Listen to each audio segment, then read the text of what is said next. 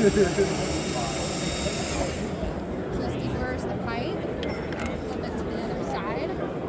Hold it.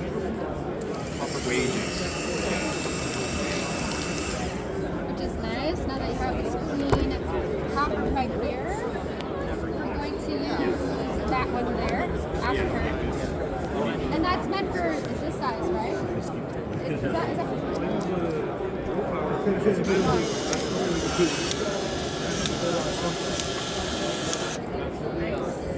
Real ones are consistent though.